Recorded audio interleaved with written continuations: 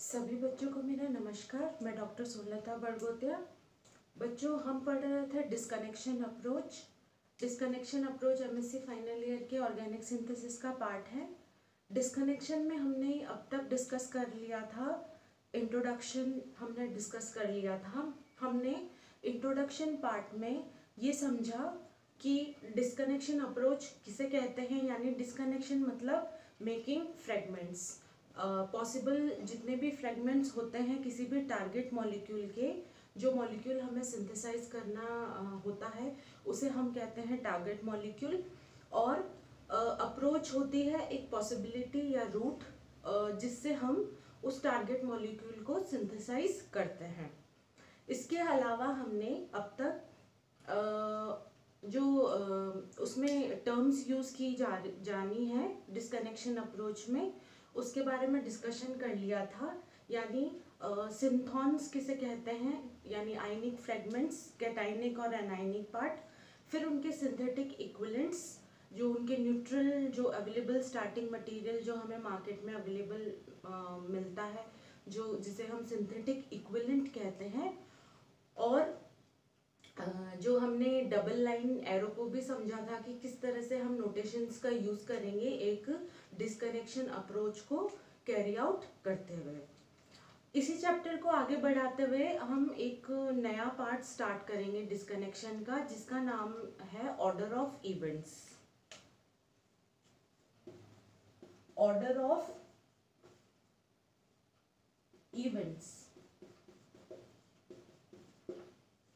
अब order of events से बच्चों आप क्या समझते हैं? ऑर्डर से हम कह सकते हैं कि कोई सीक्वेंस। तो हमने क्या है, इवेंट्स मतलब कोई हैपनिंग।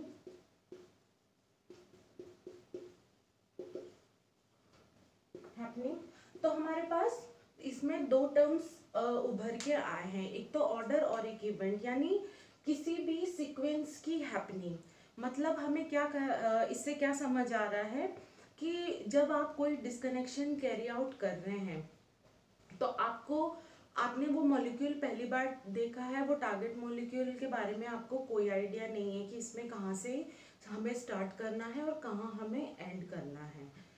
इसके लिए आप क्या करेंगे, इसके लिए आप कुछ पॉइंट्स को याद रखेंगे। जैसे हम कोई प्रोसेस स्टार्ट करते हैं, उसके लिए हम किसी चीज़ को बनाने की अगर हम कोई प्रोसेस करते हैं तो हम जैसे स्टेप्स लिखते हैं कि पहले हमें ये सामान गैदर करने हैं, फिर हम उन सामानों को इस तरह कटिंग करेंगे या असेंबल करेंगे, फिर हमें उनको इस तरह जोड़ना है, फिर हमें जो है हमारी चीज़ बनके तैयार हो जाएगी।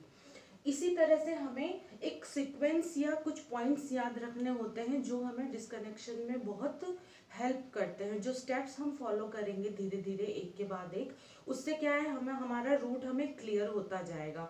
मान लो आपको कोई ऐसा मॉलिक्यूल मिला है जिसके बारे में आपको आइडिया नहीं है, तो हम क्या करते हैं, हम उन पहले एक एक करके इन पॉइंट्स से इस मॉलिक्यूल को पास करेंगे। उससे क्या है, आपका डिस्कनेक्शन यानी टारगेट मॉलिक्यूल का जो फ्रेगमेंटेशन है वो बहुत ही आसान हो जाएगा। ठीक है, तो इसके लिए कुछ पॉइंट्स बनाए हुए हैं। इन पॉइंट्स को मैं एक एक करके डिस्कस करती हूँ। ये बहुत सारे पॉइंट्स हैं, तो इस वीडियो में हम कुछ पॉइंट्स कवर करेंगे और इसका जो नेक्स्ट वीडियो है उसके लिए भी हम कुछ अलग पॉइंट्स कवर करेंगे। इसमें सबसे जो फर्स्ट पॉइंट जो मैं डिस्कस करूंगी वो ये है कि हमें सबसे पहले जो फर्स्ट पॉइंट जो याद रखना है वो ये है कि कोई भी जो डिस्कनेक्शन हो, मतलब जो आप reversal of reaction carry out कर रहे हो, वो उससे जो फॉरवर्ड रिएक्शन होगी उससे सेम प्रोडक्ट मिलना चाहिए। ठीक है, इसको इजी लैंग्वेज में और बता देती हूँ कि disconnection must correspond to the reverse of a real reaction. मतलब कोई भी आप डिस्कनेक्शन करें, उसको ये ध्यान में रखें कि अगर मैं इसका फॉरवर्ड रिएक्शन करूं तो क्या मुझे सेम प्रोडक्ट मिलेगा। हम ऐसा ना करें कि हमने डिस्कनेक्शन के फ्रेगमेंट्स कुछ और कर दिए, पर हम जब फॉरवर्ड में वो रिएक्शन कैरी आउट कर रहे हैं तो हमें वो टारगेट मॉलिक्यूल नहीं मिल रहा। तो फर्स्ट पॉइंट जो हमें याद रखना वो ये है कि disconnection disconnection must correspond to the forward to the disconnection must correspond reverse of the real reaction. ठीक है, disconnection must correspond to the reverse of real reaction, यानी कोई रियल रिएक्शन जो होगी और उसके पैरेलल ही आप उसका रिवर्स प्लान आउट करें। ऐसा ना हो कि हमारा डिस्कनेक्शन कहीं और चला गया और जो रियल रिएक्शन फिर आपने वापस फ्रेम की वो कुछ और निकली और हमारा काफ़ी सारा जो टाइम है वो इसमें कंज्यूम हो जाए और हमें वो प्रोडक्ट ना मिल पाए।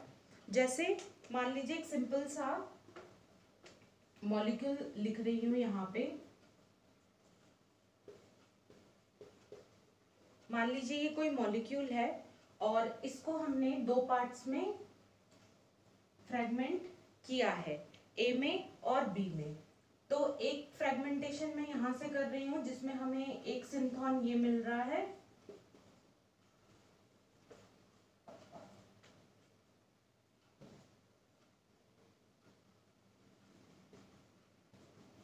ठीक है, एक सिंथॉन हमें ये प्राप्त हो रहा है।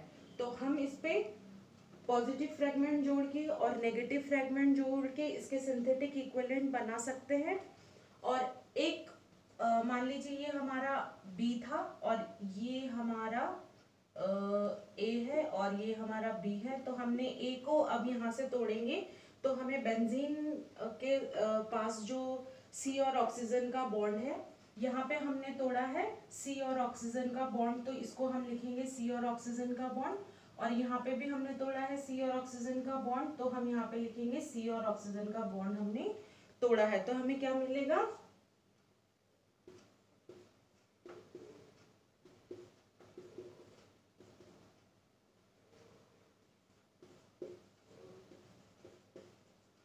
यहाँ पे बेंजीन के ऊपर पॉजिटिव चार्ज आएगा क्योंकि हमें पता है कि यहाँ हम तोड़ रहे हैं तो यहाँ ऑक्सीजन से टूटेगा बॉन्ड और ऑक्सीजन हमेशा नेगेटिव चार्ज कैरिंग स्पीशीज है।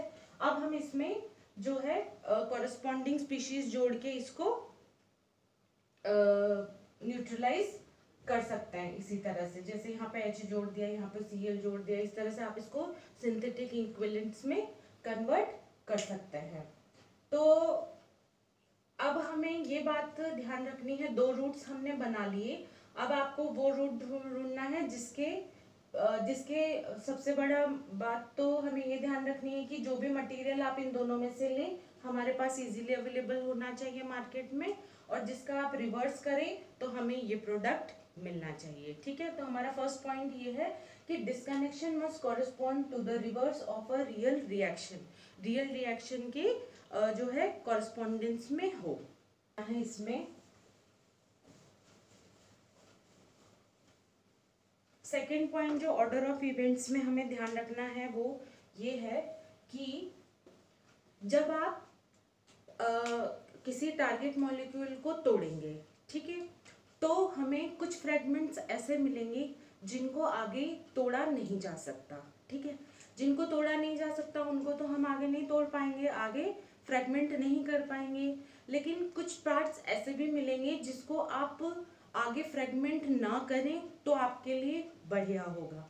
मेरा मतलब ये कि जो हमें फ्रेगमेंट्स कुछ ऐसे मिलेंगे जो आगे भी फ्रेगमेंट हो सकते हैं, लेकिन एक स्टेज पहले पे वो ऐसे होते हैं कि वो मार्केट में इजीली अवेलेबल होते हैं। तो हमें जो हमारी लेबोरेटरीज में अगर वो इजीली अवेलेबल है तो हम उनको आगे फ्रेगमेंट नहीं करेंगे ताकि हम उनको डायरेक्ट सिंथेसिस में यूज कर सके। आगे फ्रेगमेंट करने से ये दिक्कत है कि फिर आपको एक स्टेप और ऐड करना पड़ेगा, फिर आपको उसी स्टेप पे उसको सिंथेसाइज करना पड़ेगा और फिर आप जो है मेन टारगेट मॉलिक्यूल की तरफ बढ़ेंगे। तो एक स्टेप को हम क्यों अननेसेसरी जोड़े जब हमारे पास इजीली अवेलेबल मॉलिक्यूल है वो, तो हम उसको वैसे के वैसे ही रहने देंगे। जैसे मैं आपको बताती हूँ, इसकी पहले तो हम इसकी डेफिनेशन की बात कर लेते हैं कि तो हम इसमें लिखेंगे look the combination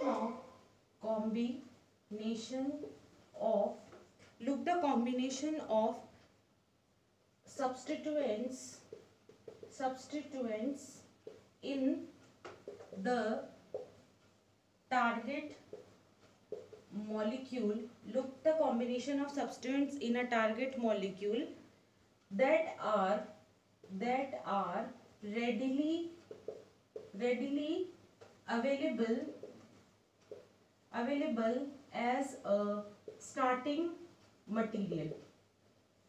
ठीक है, इसका मतलब ये हुआ कि हम look the combination of substituent, हम टारगेट मॉलिक्यूल में ऐसे सब्स्टिट्यूएंट्स को ढूंढें जहाँ पे वो जो है हमारे इजीली अवेलेबल स्टार्टिंग मटेरियल के रूप में हमें मिले। ठीक है, जैसे कि हम कुछ एग्जांपल्स में लिख रही हूँ कि अगर किसी मॉलिक्यूल में आपको बाइफिनाइल का कॉम्बिनेशन मिलता है टूट के, मतलब आपने किसी मॉलिक्यूल को डिस्कनेक्ट किया और आपको बाइफिनाइल का उसका फ्रेगमेंट मिला, तो हम बाइफिनाइल को आगे जो है बेंजीन उसमें नहीं, दो फिनाइल रिंग्स में नहीं, वो और फ्रेगमेंट करेंगे, क्योंकि बाइफिनाइल तो हमें इजीली मार्केट में अवेलेबल है। तो हम क्यों अननेसेसरी एक और स्टेप वो करें और फिर हम बाइफिनाइल का सिंथेसिस करेंगे और फिर हम उसे टारगेट मॉलिक्यूल में इन्वॉल्व करेंगे। जैसे और भी हो गया, जैसे हमारे पास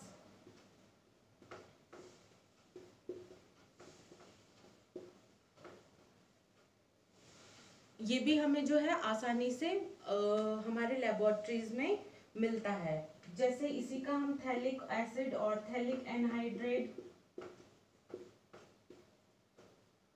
जो है, ये सब जो है हमें इजीली अवेलेबल होते हैं। मान लीजिए हमें किसी उससे बेंजीन मिल रही है, तो हम इसको भी आगे ना तोड़ें। जैसे हमें आगे कहीं पे क्रिसॉल मिल रहा है,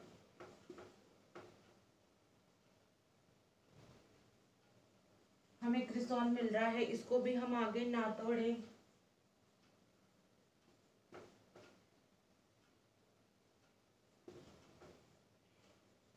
बहुत सारे ऐसे मैं आपको एग्जांपल्स बता सकती हूँ जहाँ पे आपके जो इजीली अवेलेबल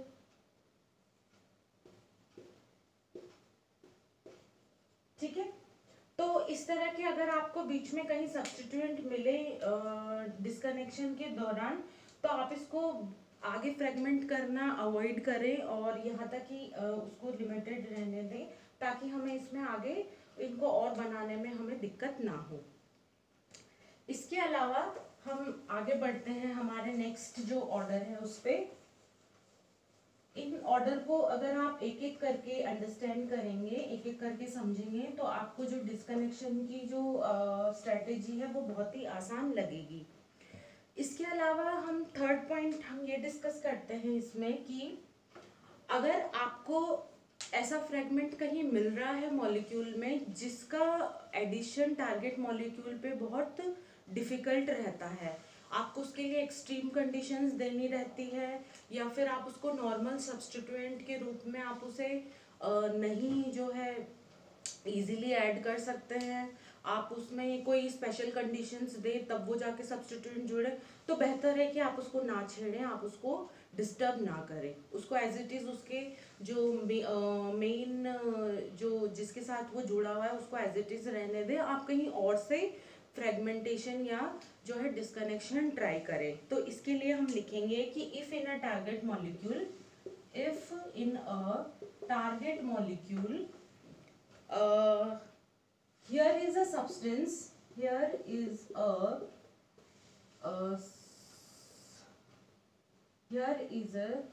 substituent, कोई substituent ऐसा है which is difficult to add,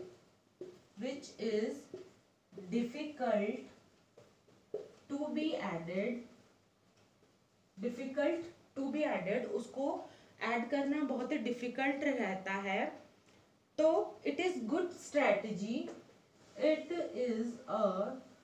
strategy not to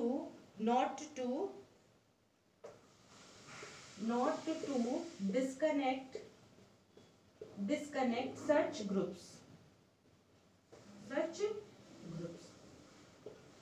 अगर किसी मॉलिक्यूल में आपके पास कोई सब्स्टिट्यूएंट है जिसको हमें ऐड करना बहुत ही कठिन लग रहा है या हमें इसको ऐड करने में काफ़ी दिक्कत आ रही है, तो हमारी जो एक अच्छी स्ट्रेटेजी वही होगी कि हम उसको ना छेड़ें। हमारा अच्छा रूट वही होगा कि हम उसको और फ्रेगमेंट ना करें। जो भी हमारे पास और नेक्स्ट फ्रेगमेंट हो सकते हैं, इजीली अवेलेबल हो सकते हैं, हम उन्हीं में उसको तोड़ें।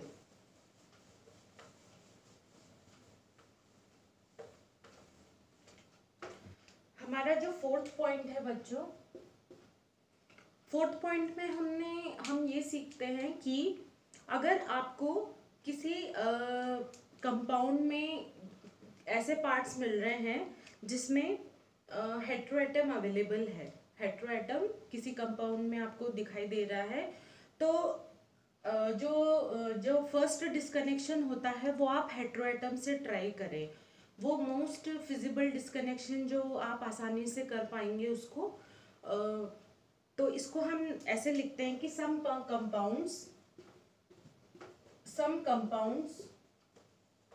compounds consists of two parts, ठीक है, दो पार्ट्स में होंगे, joined by a heteroatom, ठीक है। तो disconnection is favorable